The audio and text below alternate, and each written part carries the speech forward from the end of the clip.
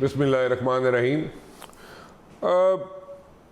Chinese president ने कुछ माह पहले एक एडवाइस की पाकिस्तान को, पाकिस्तान के जो करता धरता थे उनको एक एडवाइस की, और एडवाइस ये थी कि जनाब इकनॉमिकली अपने आप को स्ट्रॉन्ग करें और उसके साथ साथ जो पॉलिटिकल अनस्टेबिलिटी है उसको जनाब स्टेबल करें, और उसके बाद आपके जो इश्यूज़ हैं लाइक कश्मीर का इशू जो है उसको अगर आपने सॉर्ट आउट करना है तो उसको थोड़ी देर के लिए डिले कर दें, क्योंकि इकनॉमिकली आप स्ट्रॉन्ग हो जाएंगे तो कश्मीर का इशू जो है वो ऑटोमेटिकली जनाब हल हो जाएगा। उसकी वजह और एग्ज़ाम्पल उन्होंने ये दी, उन्होंने कहा जी कि हम लोगों ने यानी कि चाइनीज़ ने ये किया कि हमने अपने आप को पहले इकनॉमिकली स्ट्रॉन्ग किया और ताइवान का इशू जो है बैक बर्नर पे रख दिया।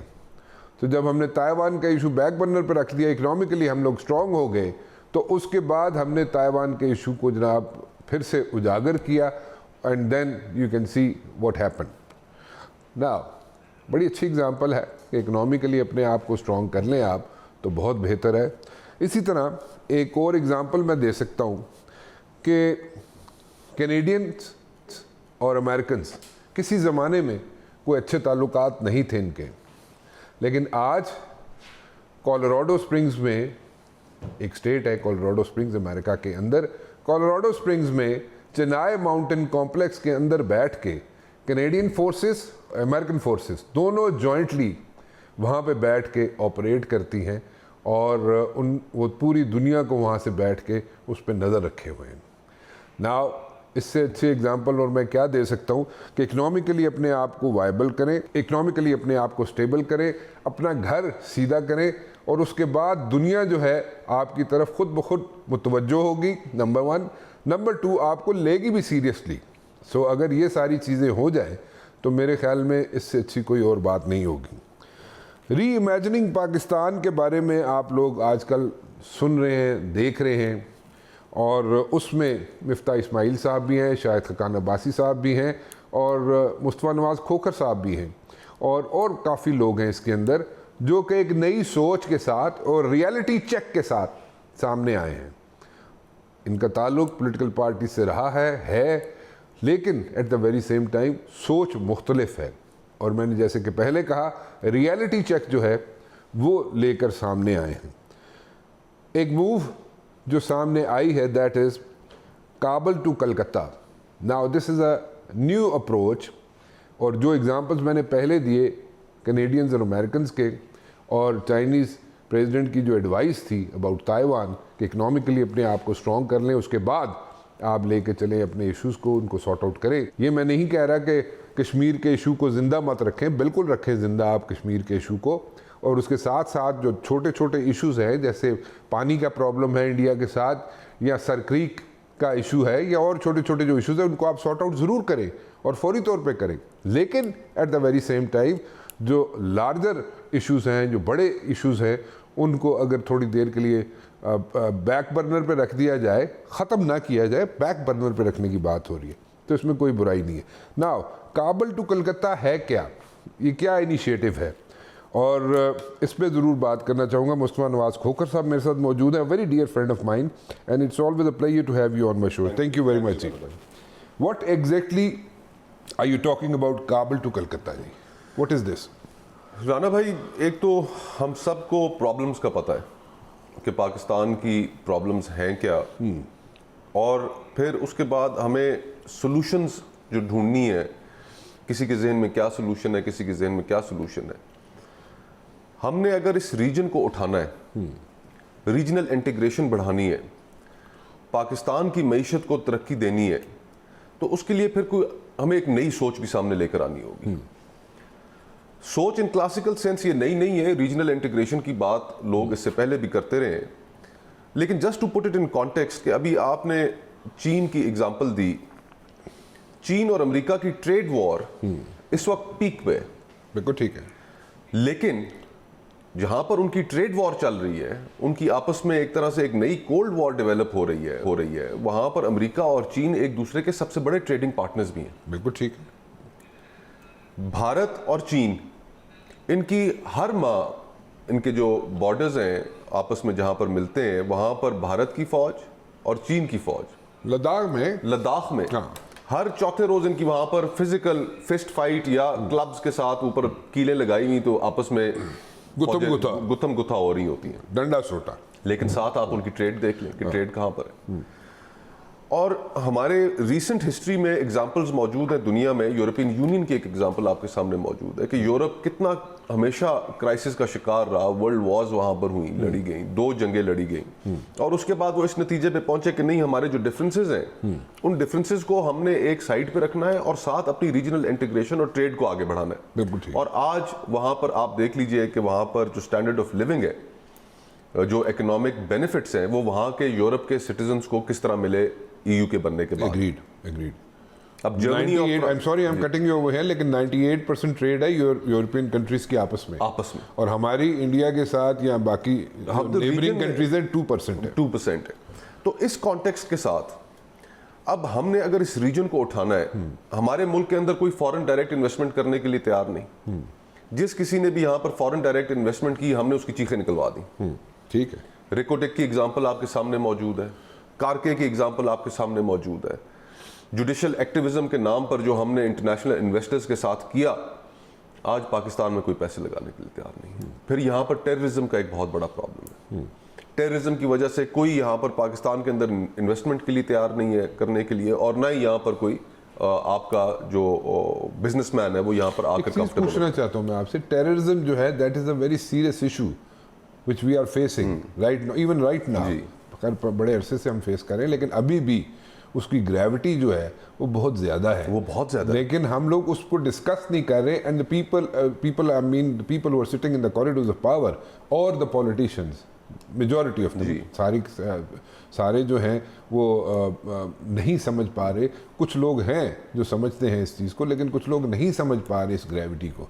सो where do we go from here? तो देखिए यही राना भाई हमारे इश्यूज है ना, कि हमारे 2 बड़े इश्यूज हैं इस वक्त, जिनको हमने हर सूरत अगर हमने इसको एक कामयाब रियासत के तौर पर चलाना है, आज हम एक फेल्ड स्टेट का तस्वुर पेश कर रहे हैं, और अगर हमने इसको कामयाब रियासत के तौर पर चलाना है तो 2 इश्यूज हमें एड्रेस करने हैं, एक इकॉनमी और एक टेररिज्म। और अनफॉर्चुनेटली इस वक्त इन दोनों बड़े इश्यूज के ऊपर कोई गुफ्तगू नहीं हो रही। एग्जैक्टली दैट्स व्हाट सियासतदान अपनी लड़ाइयों के अंदर उलझे हुए हैं, दस्तों गिरेबां। हर रोज पिछले 7-8 महीने से टीवी के ऊपर, एक टॉक शोज के ऊपर, और तमाशा सुबह से लेकर शाम तक चलता है, और उसके अंदर एक दूसरे को गालियां दी जा रही हैं, एक दूसरे के ऊपर इल्जाम लगाए जा रहे हैं। लेकिन इस चीज का अदराक नहीं किया जा रहा कि आज पाकिस्तान के अंदर जो महंगाई है वो श्रीलंका से ज्यादा हो चुकी है। Yes, you're right. एशिया में सबसे ज्यादा महंगाई इस वक्त पाकिस्तान में, 48.1% inflation, it has gone through the roof. और यहाँ पर गुफ्तगू ही नहीं है उसके ऊपर। गुफ्तगू है कि इसने क्या कह दिया, ये रहेंगे या हम रहेंगे, ये कोई गुफ्तगू है। 23.5 करोड़ लोग हैं, उनकी आप जिंदगियां देखें कि कितनी मुश्किल हो गई हैं। हमारी इस लड़ाई की वजह से, सियासतदानों की लड़ाई की वजह से मुश्किल हुई है। अगर इस मुल्क में पॉलिटिकल स्टेबिलिटी नहीं होगी तो इकोनॉमिक स्टेबिलिटी नहीं आ सकती। Obviously it is interlinked. ये इंटरलिंक्ड है। तो इस कॉन्टेक्स्ट में राना भाई, और जो पहले भी मैंने वो आपको एग्जांपल्स दी दुनिया की, चीन की, अमेरिका की, यूरोपियन यूनियन की, तो हमें नए आइडियाज एक्सप्लोर करने पड़ेंगे। ठीक है। और उसमें से एक सोच ये है कि काबुल से कलकत्ता तक, और I am sorry before we go to Kabul to Calcutta के बारे में हम डिस्कस करें, एक और चीज देख लेना, out of the box thinking जो हर जगह हो रही है। जी देखिए ना, अगर China can play a role and bring together Iran and Saudi Arabia. Exactly. It's out of the box thinking. Out of the box thinking. And I personally think the next step could be कि Palestinians और जो Jews हैं, Israelis जो हैं, वो भी आपस में जनाब ठीक हो जाएंगे। Let's hope. तो हम अपने कॉन्टेक्स्ट में अगर देखें राना भाई, तो हमें इस रीजन में इस वक्त पाकिस्तान जो है वो एक एशिया के दरमियान एक दीवार बन के खड़ा है। काबुल से कलकत्ता जब तक हम सारे ट्रेड बैरियर्स नहीं खत्म करेंगे, इसमें अफगानिस्तान का भी बेनिफिट है, इसमें पाकिस्तान का भी बेनिफिट है, और इसमें इंडिया का भी बेनिफिट है। और हमारे जो असल चैलेंजेस है इन तीनों ममालिक के, देखें चीन ने अपनी जो 60 करोड़ लोगों को गुर्बत से निकाल के उन्होंने एक मिडिल क्लास में लेकर आए हैं। ये जो रीजन है, ये दुनिया की, चीन के बाद अब तो चीन से ज्यादा पॉपुलस होने जा रही है। तो तो हमें भी हमारा असल चैलेंज तो गुर्बत है, लोगों का स्टैंडर्ड ऑफ लिविंग बेहतर करना, उनको एक बेहतर जिंदगी देना। तो वो उसी सूरत में मुमकिन है कि जब हम अपने कॉन्फ्लिक्ट्स को थोड़ी देर के लिए, ये नहीं कि खत्म करें, साइड पे रखें As I said, और रीजनल इंटीग्रेशन को बढ़ाएं और उस रीजनल इंटीग्रेशन के जरिए अपने लोगों की जिंदगी को ऊपर लेकर आए। और ये डुएबल चीज है, out of the box thinking का एक आइडिया है कि जिसमें अफगानिस्तान भी बेनिफिट करेगा, पाकिस्तान भी बेनिफिट करेगा और इंडिया भी बेनिफिट अच्छा, एग्जैक्टली आपके जहन में क्या है, what is in your mind कि यहाँ से काबुल से कलकत्ता तक बैरियर्स कोई ना हो, like they should not be like any. European union में राना भाई क्या है? Freedom of movement and freedom of goods, trade जो है। हाँ, ठीक है, ठीक है। So you want that to be कि यहाँ पर हम exactly on the same pattern? देखिए एग्जैक्टली अच्छा। 2013 की मैंने एक स्टडी देखी, वो आखिरी स्टडी की गई है पाकिस्तान भारत ट्रेड के ऊपर, एक अमेरिकन इदारा था, उन्होंने की थी। तो उस वक्त के जो ट्रेड वॉल्यूम्स थे, दोज वर अराउंड $20 बिलियन पहले साल के। और ये 10 साल पुरानी स्टडी है, 11 साल पुरानी स्टडी है। आज वो ट्रेड वॉल्यूम्स आपके इससे कहीं ज्यादा होंगे। Nearly, I am not an economist but I can guess कि सेफली के अराउंड $30 बिलियन। डेफिनेटली इससे भी ज्यादा हो सकता है। हम, ये एशियन सेंचुरी है, हमें इस खित्ते को अगर आगे लेकर बढ़ना है, हम अपने मुल्क के अंदर, तो हमें, और इसका एक और बड़ा बेनिफिट है राना भाई, जो टेररिज्म की जो मैं बात कर रहा था, और हम सारे इस चीज़ के विटनेस हैं कि आजकल के जो हालात हैं उसमें हर रोज़ कोई ना कोई इंसिडेंट हो रहा है। अगर ये सोच कामयाब होती है काबुल से कलकत्ता तक, तो जो टीटीपी है, जो इस वक्त दहशतगर्दी की सुर्खेल है पाकिस्तान में, तीनों रीजनल पावर्स के जो इंटरेस्ट्स हैं, फाइनेंशियल इंटरेस्ट आ जाएंगे, फाइनेंशियल इंटरेस्ट्स आ जाएंगे, और अगर वो कोई कार्रवाई करती है तो इन तीनों रीजनल पावर्स की मुखालिफ होगी। या इसके अलावा कोई भी अगर इसको सैबोटाज करने की कोशिश करेगा, कोई भी कोई भी टेररिस्ट विंग या कोई टेररिस्ट ऑर्गेनाइजेशन कोई इसको सैबोटाज करने की कोशिश करेगा, तो 3 कंट्रीज का फाइनेंशियल इंटरेस्ट होगा। तो फाइनेंशियल इंटरेस्ट जो है, वो बनिया कहता है ना कि फाइनेंशियल इंटरेस्ट बहुत ज़रूरी है जी, मतलब हर चीज़ के लिए, और वहाँ पे हर चीज़ जो है वो सुध हो जाती है। और फिर हमारा जो, हम बड़े अरसे से एक सुनते आ रहे थे राना भाई, हम तो सारी ज़िंदगी यही सुना है कि पाकिस्तान का जोग्राफिया माशाल्लाह, वाह कमाल, क्या जोग्राफिया है पाकिस्तान का, और बड़े डिविडेंड्स हैं इसके। आज तक हमें तो कोई डिविडेंड मिला ही नहीं। तो ये जो पाकिस्तान का जोग्राफिया है, ये इसके लिए एक कर्स में तब्दील हो चुका है। नहीं, लेकिन तो अगर उसका फायदा उठाना है, उसका एक रीजन है, अगर उसका फायदा डिविडेंड क्यों नहीं मिला हमें? वो डिविडेंड इसलिए नहीं मिला कि वी आर नॉट डिप्लोमेट्स। हाँ, When we sit across the table, और हमने जाके किसी भी मुल्क के आगे अपना केस जो है प्ली करना होता है, तो वहाँ पे हम लोग we are not successful as such, क्योंकि हमारे अंदर डिप्लोमेसी नाम की चीज़ रही नहीं। वो जो लॉट्स थी डिप्लोमेट्स की, जो सीजन डिप्लोमेट्स थे, वो ख़त्म हो गए, वो चले गए इस दुनिया से। तो ये अब हमें out of the box thinking की ज़रूरत है। और ये नहीं कि ये कोई परफेक्ट आइडिया है, लेकिन it's a thought worth exploring, कि आप नई चीज़ें सोचें, ताकि आप 23.5 करोड़ आपकी आबादी है हमारे मुल्क के अंदर। देखिए, हम बहुत से लोग यहाँ से मिडल ईस्ट ट्रैवल करते हैं।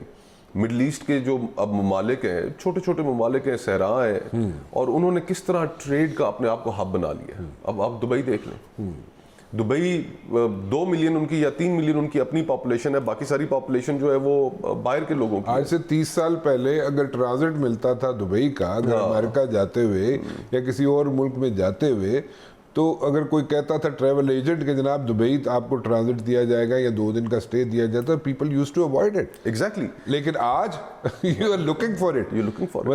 और फिर हमें ग्रेविटी ऑफ जो क्राइसिस है, अब उसमें राना भाई इस साल हमारी ऑन एवरेज 1.5 से 2.5 लाख के दरमियान माइग्रेशन रहती है, जो पाकिस्तान से लोग मुख्तलिफ ममालिक में काम करने के लिए, रोजगार के लिए जाते हैं। इस साल तकरीबन 10 लाख लोग पाकिस्तान से जा चुके हैं। उसके अंदर आपके डॉक्टर्स हैं, आपके इंजीनियर्स हैं, ब्रेन ड्रेन हो गया, आपका कारोबारी तबका अपना कैपिटल, अपना सरमाया यहाँ से पाकिस्तान से बाहर लेके जा रहा है। मुझे एक दोस्त ने बताया कि दुबई ने पिछले इस 2 माह के अंदर 23,000 ट्रेड लाइसेंसेस इशू किए हैं। 28,000 ट्रेड लाइसेंस। तो अब मुझे आप ये बताएं कि जिस मुल्क से सरमाया निकल जाए, जिस मुल्क से उसका टैलेंट निकल जाए, तो पीछे क्या रह जाएगा? पीछे आप और मैं, हम जैसे लोग रह जाएंगे। आई मीन द पॉइंट इज कि हम क्राइसिस की जो ग्रेविटी है उसका अंदाजा ही नहीं कर पा रहे। कि लोगों के अंदर एक बहुत बड़ी नाउमीदी फैल गई है। लोग इस मुल्क के मुस्तकबिल के हवाले से फिक्रमंद है, जिसका जो इस मुल्क से निकल सकता है वो इस मुल्क से निकल रहा है, और हम यहाँ पर आपस में नंबर आजमाएं, एक दूसरे के गिरबान फाड़ें, और इन लोगों की जिंदगी संवारने की तरफ हमारी कोई तवज्जो नहीं। You're absolutely right. अब पाकिस्तान को वाकई हमें री इमेजिन करना पड़ेगा।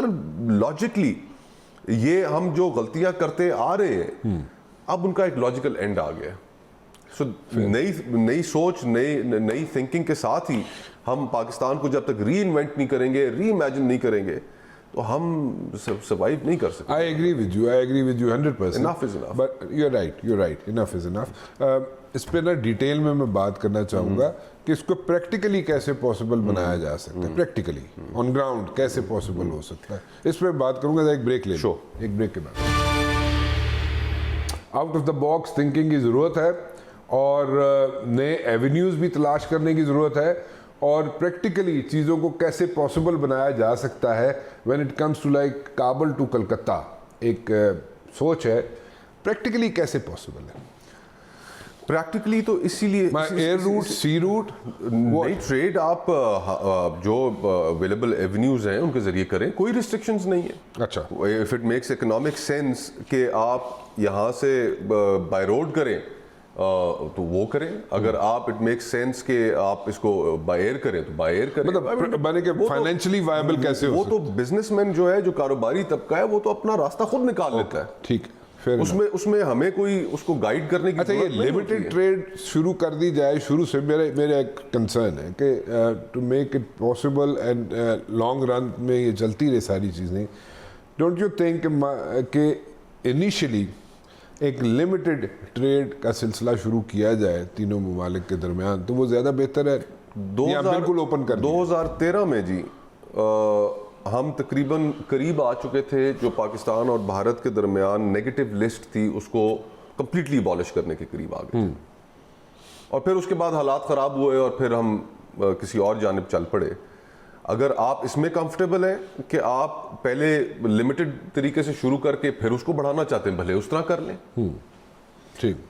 लेकिन अब कंज्यूमर के पॉइंट ऑफ व्यू से देखें, आपके इल्म में होगा राना भाई कि इस वक्त जो लाइफ सेविंग ड्रग्स हैं, I am just giving you one example, ठीक है, इंडिया में उनकी क्या कीमत है, सही है, और पाकिस्तान में उनकी क्या कीमत है।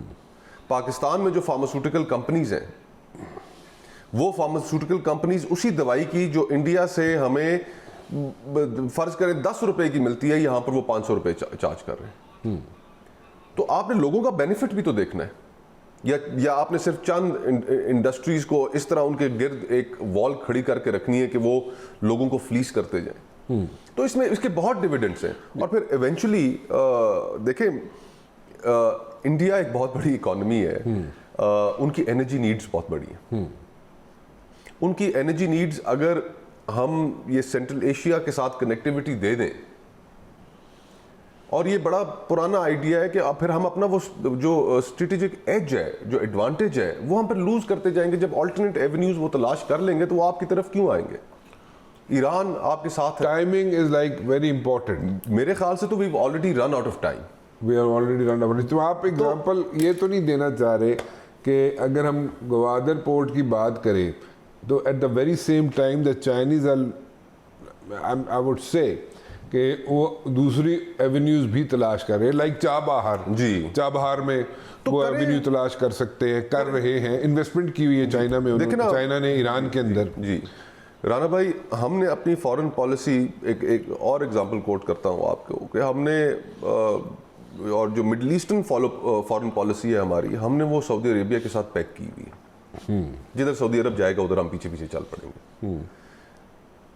पिछली 3-4 दिहाइयों में, 5 दिहाइयों में पाकिस्तान के ऊपर उस पैगिंग की वजह से एक बड़ा प्रेशर रहता था कि आपने ईरान के साथ ताल्लुकात नहीं डेवलप करने, और हमने नहीं किए।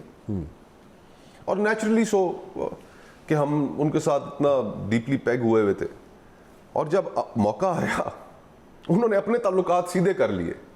बट उस पर थोड़ा सा एक रीज़न है ना, उसमें रीज़न है एक, देखिए उन्होंने ठीक है, उन्होंने अपना इंटरेस्ट वॉच किया, चाइना ने एक अच्छा पॉजिटिव रोल प्ले किया, और उन्होंने जहाँ पे इंटरेस्ट देखा अपना, उन्होंने अपना वो जो एवेन्यू, जो उन्हें अपॉर्चुनिटी मिली उसको ग्रैब कर लिया। But then again we are not economically stable economically viable नहीं है, और हम हमें इकोनॉमिकली हम लोग इतने स्ट्रॉन्ग एग्जैक्टली फॉरेन पॉलिसी सऊदी अरब के साथ पैक करने की उस तरीके से जरूरत ही ना पड़ती अगर हम इकोनॉमिकली वायबल होते। Exactly that's what I am और हर साल बजट बनाने के लिए हमें उनके पास कशकोल उठा के ना जाना पड़ता कि या शेख $2 अरब मेहरबानी फरमाओ। और अब ज़्यादा कहते हैं ਤੁਸੀਂ ਲਾਈਕ ਐਨੀਵੇਜ਼ ਨਹੀਂ ਇੱਥੇ ਮਲਟੀਨੈਸ਼ਨਲਸ ਜਿਹੜੀਆਂ ਨੇ ਅਮਰੀਕਾ 'ਚ ਜਿਹੜੀ ਵਾਲਮਾਰਟ ਹੈ ਜਾਂ ਮੇਸੀਜ਼ ਹੈ ਜਾਂ ਜੇਸੀ ਪੈਨੀ ਹੈ ਜਾਂ ਇਸ ਤਰ੍ਹਾਂ ਦੀ ਕੋਈ ਮਲਟੀਨੈਸ਼ਨਲ ਕੰਪਨੀਆਂ ਜਿਹੜੀਆਂ ਨੇ ਉਹਨਾਂ ਦੇ ਬਜਟ ਸਾਡੇ ਮੁਲਕ ਦੇ ਬਜਟ ਤੋਂ ਜ਼ਿਆਦਾ ਨੇ। तो अब टाइम इज कम के राना भाई कि हम देखें। और फिर इसके अलावा ये तो सिर्फ एक पहलू है, अब स्टेट ओन्ड एंटरप्राइजेज आप उठा लें। इस साल 90 अरब रुपया PIA को दिया जा रहा है दोबारा बेल आउट करने के लिए, और ये टैक्स पेयर का पैसा है सारे मुल्क। वैसे गल सुनो, ਤੁਸੀਂ ਇਸ ਨੂੰ ਕਿਉਂ नहीं प्राइवेटाइज कर दे?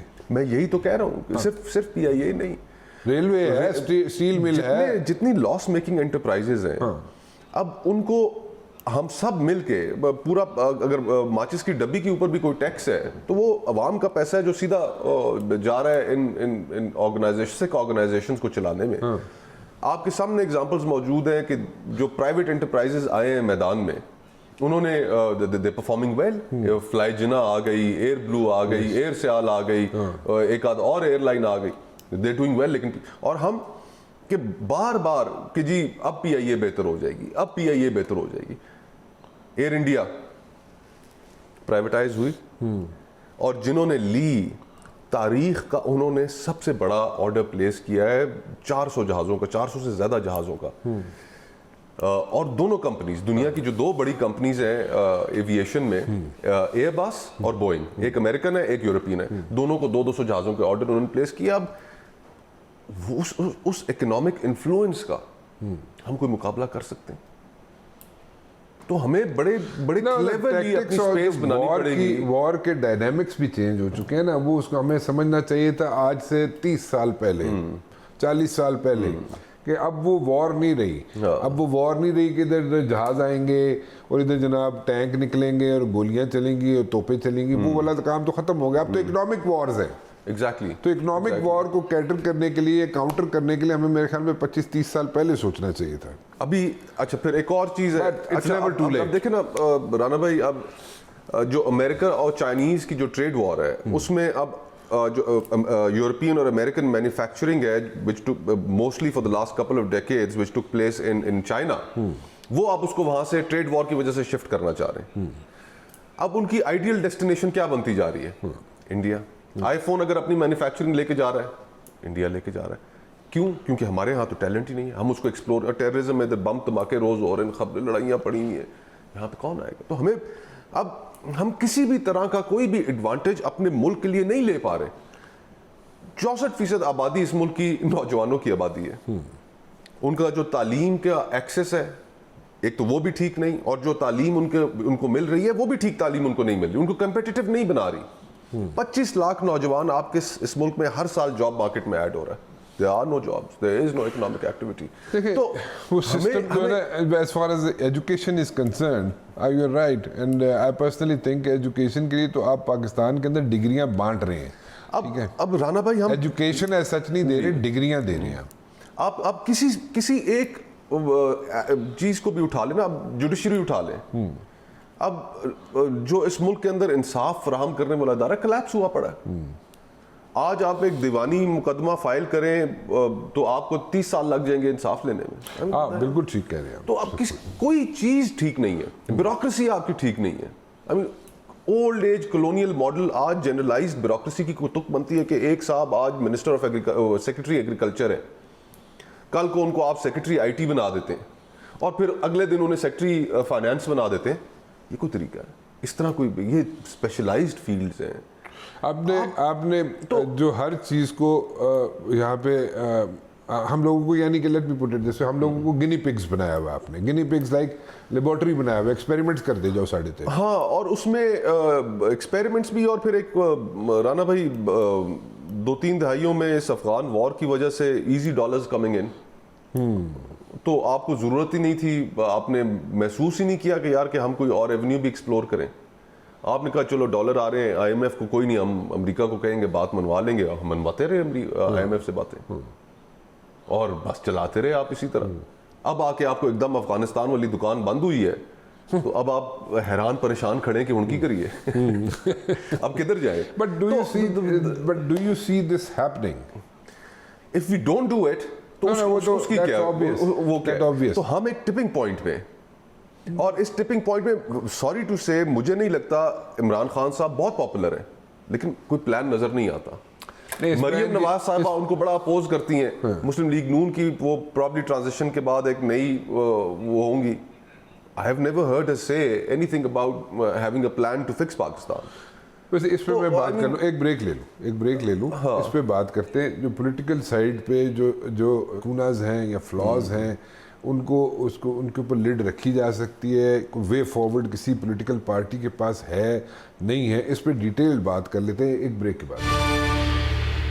आई मस्ट से जी बड़ी कंस्ट्रक्टिव गुफ्तगू हो रही है यहाँ पे, और कोई यहाँ पे बात ये नहीं हो रही कि किसकी ज़मानत हो गई, किसकी ज़मानत में एक्सटेंशन हो गई, और किसने क्या किया, इलेक्शन कमीशन ने क्या कर दिया, या पॉलिटिकल पार्टी के किसी लीडर ने क्या बयान दे दिया। लेकिन we are talking about the country, we are talking about Pakistan, और हम पाकिस्तान के जो मसाइल हैं उनको हल करने की एक बड़ी छोटी सी कोशिश कर रहे हैं कि एटलीस्ट हम कोई वे फॉरवर्ड दे सकें इस छोटे से प्रोग्राम में, छोटे से अरसे में, ताकि एटलीस्ट पीपल हु मैटर इस पर कम से कम और कुछ नहीं तो इसको सोचे और ट्रैक पे चीज़ों को ले आएँ, तो बड़ी मेहरबानी होगी उनकी और सबके लिए बेहतर है। अगर ये मुल्क नहीं होगा तो फिर कितने करनी है पॉलिटिक्स, तो कितने चलाओगे पॉलिटिक्स, तो कितने करोगे नौकरियाँ, तो कितने सब कुछ करोगे, फिर काफ़ी नहीं होना। एनीवेज, वे फॉरवर्ड जो मेरी नज़र में है, ठीक है, लाइक इमरान खान साहब इज़ वेरी पॉपुलर, वोटर उनके साथ है, सपोर्टर उनके साथ है, और इसी तरह जनाब जो हार्ड कोर मुस्लिम लीग नून के लोग हैं वो मुस्लिम लीग नून के साथ हैं, पीपल्स पार्टी के जो बंदे पीपल्स पार्टी के साथ हैं, और ये सारे लोग इस तरह चलता रहेगा ये सिलसिला और इसी तरह ही रहेगा। लेकिन देन अगेन किसी भी पॉलिटिकल पार्टी के पास वे फॉरवर्ड का कोई प्लान नहीं है। मैनिफेस्टो तो बना लेते हैं लेकिन उस मैनिफेस्टो पे अमल कोई नहीं करता। मैनिफेस्टो भी राना भाई कॉपी पेस्ट होता है, कट पेस्ट चल रहा है। अच्छा, फिर उसके बाद आप इस चीज़ से अंदाज़ा लगाएं कि हमारा पिछली काफ़ी अरसे से जो सबसे बड़ा क्राइसिस है, और पॉलिटिकल पार्टीज़ का मकसद ये होता है कि लोगों की माशी हालत बेहतर करें, उनकी ज़िंदगी में खुशहाली लेकर आए। किसी जमात के पास कोई इकोनॉमिक टीम है, हर दौर में जिस जमात को भी हुकूमत मिलती है, फाइनेंस मिनिस्टर जो है वो बाहर से लेकर आते हैं। हाँ। तो आई मीन ये जिस तरीके हमारी अपनी जो सीरियसनेस है, पॉलिटिकल प्रॉपर इकोनॉमिक टीम्स होनी चाहिए जो डेटा को एनालाइज करें। उसके अंदर हमारा पाकिस्तानी जो बाहर दुनिया में बैठे हुए हैं, मुख्तलिफ यूनिवर्सिटीज़ में, पाकिस्तान में, लम्स में आई, प्रॉपर डेडिकेटेड इकोनॉमी के ऊपर टीम्स हों और एक वे फॉरवर्ड हो। लेकिन यहाँ पर उसके ऊपर कोई काम ही नहीं है। IMF जो पहला क्राइटेरिया हमारा क्या है फाइनेंस मिनिस्टर का कि जो IMF से पैसे ले आए, इस तरह मुल्क चला करते। तो हमने अब हमारे अंदर इंटरनल सियासतदानों में और पॉलिटिकल पार्टीज़ में भी बहुत बड़ी वीकनेसेस हैं, हमने उनको एड्रेस नहीं किया।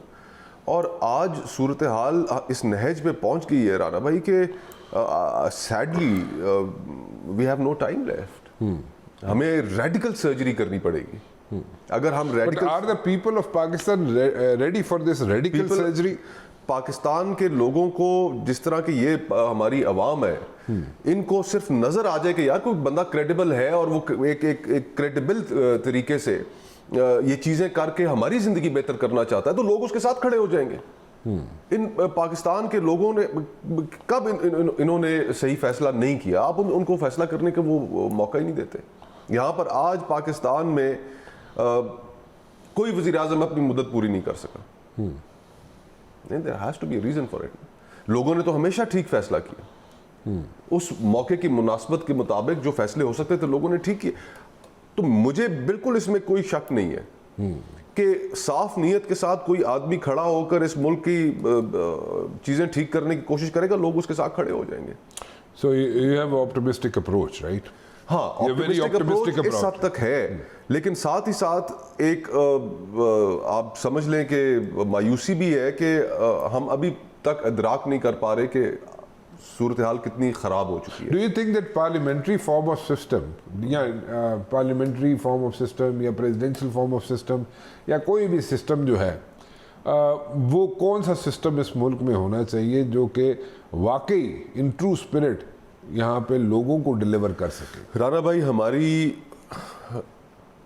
बहुत सी फॉल्ट लाइंस हैं, लिंग्विस्टिक फॉल्ट लाइंस हैं, एथनिक फॉल्ट लाइंस हैं, हमारी रिलीजियस सेक्टेरियन फॉल्ट लाइंस हैं, और इसमें हमें कोई मजीद एक्सपेरिमेंट नहीं करने चाहिए। नहीं करने चाहिए। डिक्टेटरशिप्स हमने देख ली हैं, हाइब्रिड निज़ाम हमने देख लिया, हमने मजीद एक्सपेरिमेंट्स खुदा का वास्ता है नहीं मतलब मजीद गिनी पिग्स ना बने। ओके। यही निज़ाम साथ इंडिया में चल रहा है और बड़े ठीक ठाक तरीके से चल रहा है। 75 साल की जो अब कंटिन्यूटी है, फॉर एग्जांपल पाकिस्तान में पॉलिटिशियंस आर अनएबल टू, नहीं, इसमें सारे स्टेक होल्डर्स रिस्पॉन्सिबल। अच्छा चले, एक मिनट अब मुझे ये बताएं ना राणा भाई कि 1947 में हम इकट्ठे आज़ाद हुए। पाकिस्तान में जब पहला इलेक्शन होता है एडल्ट फ्रेंचाइज के तहत, जिसमें हर शहरी को ये हक हासिल होता है कि वो जाकर वोट करे, हमारे यहाँ पहला इलेक्शन होता है 1970 में। और जब हमारे यहाँ पहला इलेक्शन ये हो रहा होता है तो इंडिया में 3 पार्लियामेंट्स जो हैं वो अपनी 5 ईयर टर्म मुकम्मल कर चुकी होती हैं और चौथा इलेक्शन होने जा रहा होता है। और फिर नतीजा क्या निकला?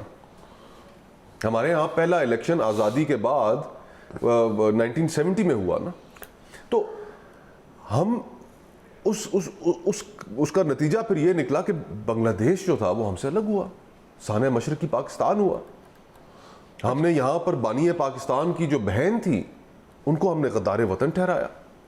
हमने तो एक बिल्कुल डिफरेंट पाथवे चूज कर लिया, डिफरेंट ट्रैजेक्टरी पे चले गए। वो 3 इलेक्शंस करा चुके थे, चौथे इलेक्शन पे जा रहे थे, इकोनॉमिक स्टेबिलिटी ने फिर उनको डिविडेंड्स पे करने शुरू कर दिए। वैसे जो मूडी की अप्रोच है उसमें जो सारी कायदे आज़म के साथ जितने इंडियन लीडर्स मौजूद थे, या जो उनकी सोच थी या अप्रोच थी जिसकी वजह से चले 2 अलग मुल्क बने, मूडी ने तो वो भी अपनी जो सोच थी उन लोगों की, अपने बुजुर्गान की, वो तो ख़त्म कर दी उसने। इसमें कोई शक नहीं है कि Moody divisive politics of hatred, और वहाँ पर इस वक्त इंडिया के अंदर जो माइनॉरिटीज़ हैं उनके साथ जो सलूक रवा रखा जा रहा है, इसके ऊपर जसवंत सिंह साहब इंडिया के एक पुराने फॉरेन मिनिस्टर भी थे, उन्होंने जिन्ना साहब के ऊपर एक किताब लिखी, और उस किताब लिखने के नतीजे में वो बीजेपी के मेंबर थे, उन्हें बीजेपी की मेंबरशिप से भी हाथ धोने पड़े, फारिग कर दिया गया था। और मुझे वो किताब इस लिहाज से बहुत इंटरेस्टिंग लगी कि उसके अंदर उन्होंने जिन्ना साहब का जो ट्रांजिशन था from staunchly secular person, a secular politician, towards a champion of Muslim rights in India, तो वो ट्रांजिशन उसके अंदर उन्होंने बड़ा खूबसूरती से बयान किया। और उन्होंने कहा कि जो रिलीजन है पॉलिटिक्स के अंदर इंट्रोड्यूस करना सब कॉन्टिनेंट में, वो गांधी साहब ने किया था, और जिन्ना साहब उस चीज़ से बड़े प्रटर्ब्ड रहते थे, और इस वजह से वो रास्ते अलग हुए। तो वो जो ट्रांजिशन था न सिर्फ उस किताब में वो बड़ा इंटरेस्टिंग था, बल्कि आज जिस तरह आप बात कर रहे थे कि जो इंडिया के अंदर जो इस वक्त पॉलिटिक्स चल रही है, उसने उनके जो पोजीशन थी जिन्ना साहब की, उनको विंडिकेट किया है। अब बहुत से हिस्टोरियंस इस चीज़ के ऊपर हैं कि इंडिया एक जो हिंदुत्व है वो एक मिलिटेंट उस साइड पे और बढ़ता चला जा रहा है, लेकिन बिसाइड्स द पॉइंट, गांधी की जो आइडियोलॉजी थी, गांधी की जो सोच थी, गांधी का जो जिस तरीके से गांधी लेके अपने लोगों के लिए आगे चल रहा था सारी चीज़ों को, वो तो उन्होंने ख़त्म कर दी मूडी ने आके। ठीक है, दैट अप्रोच, दैट थिंकिंग। पर ये इंडिया का मामला है ना, इंडिया जाने, उसका काम जाने। But then if secularism dies in India, India is more diverse than us. ठीक है, तो ये उनका प्रॉब्लम है। हमारे जो प्रॉब्लम्स हैं, हमें उनके ऊपर फोकस करना चाहिए। अभी we are talking about Jinnah and Gandhi, so that's why थोड़ा उधर निकल गए, तारीफ में निकल गए, हम वाघा क्रॉस कर गए। अच्छा मुझे एक बात बताएं, अच्छा जब यहाँ पे देखें, आप एक बात कर रहे हैं कि जो सिस्टम इस वक्त चल रहा है वही सिस्टम चलता रहना चाहिए, ठीक है जी, कोई मज़ीद उस पर एक्सपेरिमेंट्स करने की ज़रूरत नहीं है। देखें, अब हम प्रेसिडेंट साहब हैं, प्रेसिडेंट साहब से गुफ्तगू होती है, अलवी साहब पढ़े लिखे आदमी। हाँ, आपका वो इंटरव्यू उसकी बड़ी धूमें है और बड़ी उसके अंदर उन्होंने कुछ कंसर्न्स का इजहार किया है। हाँ, वो उन्होंने कहा जनाब कि अगर ये पॉलिटिशियन जो बैठ के अगर ये नहीं मसाइल का हल निकाल सकते तो वैक्यूम क्रिएट होता है। वैक्यूम क्रिएट जब होता है तो फिर थर्ड फोर्स बीच में जन्म लेती है, ये अपना रास्ता बनाती है। अफसोसनाक कैफियत है या इस वैक्यूम से extra constitutional non democratic forces फ़ायदा उठा सकती हैं, हमेशा उठता रहा है, इन्हीं वैक्यूम से निकलता रहा है। सो वो अब मुझे ये समझाएं कि अभी तक अगर पॉलिटिशियन जो आपस में बैठ के अपने मसाइल का हल नहीं निकाल रहे या नहीं निकाल सक रहे फॉर वन रीज़न और दी अदर, तो फिर मतलब इसी तरह तो चल नहीं सकता ना सिलसिला। और टू बी वेरी ऑनेस्ट, मतलब अब खुल के बातें हो रही हैं, तो कोई भी इंस्टीट्यूशन हो, कोई भी इंस्टीट्यूशन हो, वो लाइबिलिटीज नहीं पालता। चाहे वो लाइबिलिटीज इमरान खान साहब की सूरत में हो, चाहे वो लाइबिलिटीज आजकल की हुकूमत की सूरत में। बिल्कुल। तो कोई लाइबिलिटी नहीं पालता, ठीक है।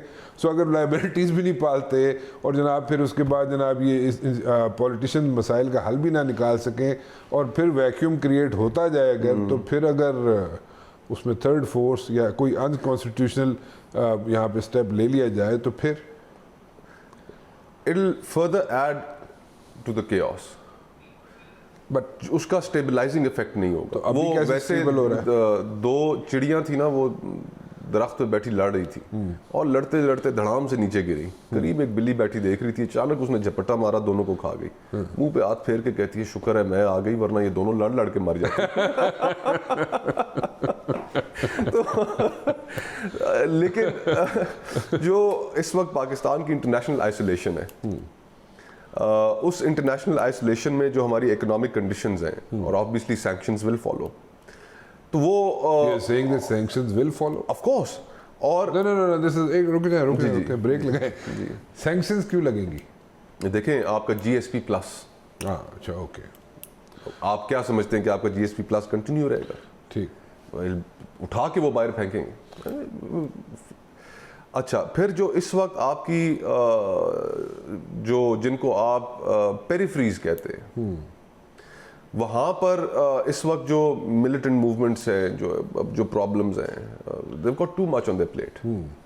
और इस सूरत हाल में और फ्रैंकली एक बात जो हमें एक्सेप्ट साथ ये भी करनी पड़ेगी कि एक ज़माना था कि लोग मिठाइयाँ तकसीम कर देते थे, अभी वैसे हालात भी नहीं हैं। जो ये 5th जनरेशन वॉरियर तैयार किए थे, कीबोर्ड वॉरियर्स, बड़े चाह से तैयार किए गए थे, पूरा का पूरा वो चले ही दूसरी साइड पे गए, जो हालात इस वक्त मौजूद हैं। तो I mean in that environment, उस international environment, domestic environment, economic environment, उस सारी को सामने रखें, पॉलिटिकल उसमें, तो ये बजाय इसके कि ये एक स्टेबलाइजिंग इफेक्ट होगा, इसका नॉन स्टेबलाइजिंग इफेक्ट होगा, और केओस जो है वो मजीद बढ़ जाएगा। स्टेबलाइजिंग इफेक्ट असते की और फिर हम इलेक्शन पीछे चले जाएंगे। इलेक्शंस अच्छा जी। सो इलेक्शंस तो देखें ना, इलेक्शंस कराने का तो मसला है, इलेक्शन कराने का मसला ये है कि जो लोग बैठे हुए हैं वो इलेक्शन नहीं चाहते, क्योंकि उनको पता है कि उनकी पॉपुलैरिटी नहीं है इस वक्त, जी ठीक है। तो वो इलेक्शन की तरफ जाना ही नहीं चाहते। ये तो अनडेमोक्रेटिक स्पिरिट है ना। तो फिर मैं वही गल कह रहा हूँ ना, देखो ना, अगर पॉलिटिशियंस आपस में मसले हल नहीं करेंगे और जनाब किसी कोई आगे वे फॉरवर्ड नजर नहीं आएगा। वे फॉरवर्ड तो आपको कॉन्स्टिट्यूशन ने दिया हुआ है ना। नहीं, कौन सा आपको वे फॉरवर्ड नहीं दिया हुआ? देखिए पॉलिटिक्स ने भी सारी जिंदगी पॉलिटिक्स की है, ठीक है। पॉलिटिक्स में डिसेप्शन चलती है, डिसेप्शन ही चलती है ना। और मैं तुहानू कोई गल पूछांगा, तुसीं कहोगे जनाब दो चिड़ियां जड़ियां ने वो जड़ियां उड़ के चली गई सन, लड़दियां नहीं पी सन, खेलदियां पी सन, तुसीं गलत सोच रहे हो सब।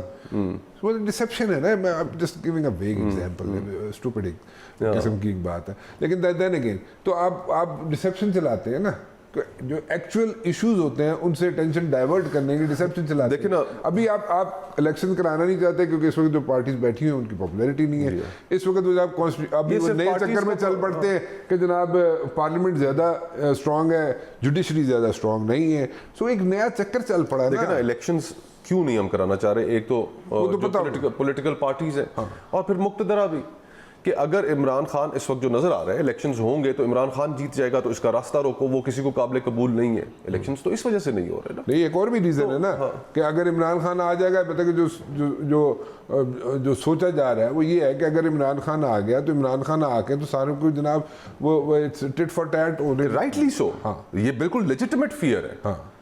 उस जो इमरान खान साहब का जो दौर गुजरा उसमें जो मीडिया फ्रीडम्स का जो हाल था, जो पॉलिटिकल विक्टिमाइजेशन हुई है, अगर इमरान खान साहब दोबारा हुकूमत में आते हैं तो ये एक लेजिटिमेट फियर है कि वो एक दफा फिर से विद वेंजेंस वो एक काम दोबारा शुरू हो जाएगा। That's what I'm saying. अच्छा, अब इसमें अब हम क्या कि पूरा का पूरा जो निजाम है उसको उठा के फेंक फिर दें। की करोगे? मैंने दसो ना, ਤੁਸੀਂ अमेरिकन देखें, अमेरिकन सुप्रीम कोर्ट में एल गोर और बुश का केस जो था दोनों की प्रेसिडेंसी के ऊपर वो हो गया। वो देखें, तो अमेरिकन आप नहीं, देखें, एक सेकंड, मेरी बात तो पूरी अमेरिका सुन को लें। नहीं, आजाद हुए हुए 200 साल मेरी बात प्लस हो गए। मेरी बात तो पूरी सुन लें।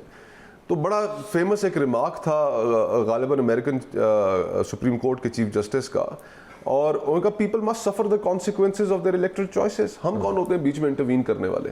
लेट द पीपल सफर। अगर लोग इस चीज पे उतरे हुए कि हमने इमरान खान को वोट देना है तो let the people suffer, then consequences तो फिर उसके जो भी होंगे देखो ना, सारी कन्वर्सेशन ਦਾ ਜਿਹੜਾ ਹੱਲ ਸੀ ਉਹ ਤੁਸੀਂ ਨਹੀਂ ਕੱਢ ਰਹੇ ਹੋ। ਤੁਸੀਂ ਇਸ ਵਾਸਤੇ ਨਹੀਂ ਕੱਢ ਰਹੇ ਹੋ ਕਿ ਅਸੀਂ ਵੇ ਫਾਰਵਰਡ ਦੇ ਚੱਕਰ 'ਚ ਆ। वे फॉरवर्ड के बजाय हमने तो शुरू ही यहाँ से इलेक्शन किया था, होने चाहिए, यहाँ से- बिल्कुल होने चाहिए, इसमें कोई शक नहीं है, इसमें कोई शक नहीं। बट द पॉइंट इज कि जो एक्सपेरिमेंट्स की बात हो रही थी, कि एक्सपेरिमेंट्स की हम कह रहे थे कि बात दोबारा एक्सपेरिमेंट्स हम पे नहीं करने चाहिए, नहीं होने चाहिए, तो हो चुके हैं, तो फिर और मज़ीद एक्सपेरिमेंट कितने आप करने करने? जाएंगे। तो मैं यही तो कह रहा हूं। इलेक्शंस कराएं, Elections कराएं, exactly। जरूर कराएं।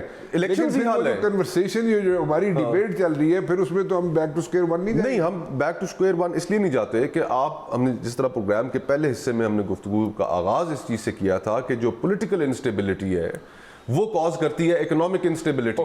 Fair enough. तो जब तक आप पॉलिटिकल स्टेबिलिटी नहीं लेकर आएंगे तो, और वो आनी ही सिर्फ इलेक्शंस की बिल्कुल ठीक है, you have a point, you have a point. हमने गुफ्तगू शुरू यहाँ से ठीक की कह थी। रहे हैं आप, कह रहे हैं, you have a very clarity है आपके पॉइंट में। नहीं, बड़ी मेहरबानी, आपने मान लिया।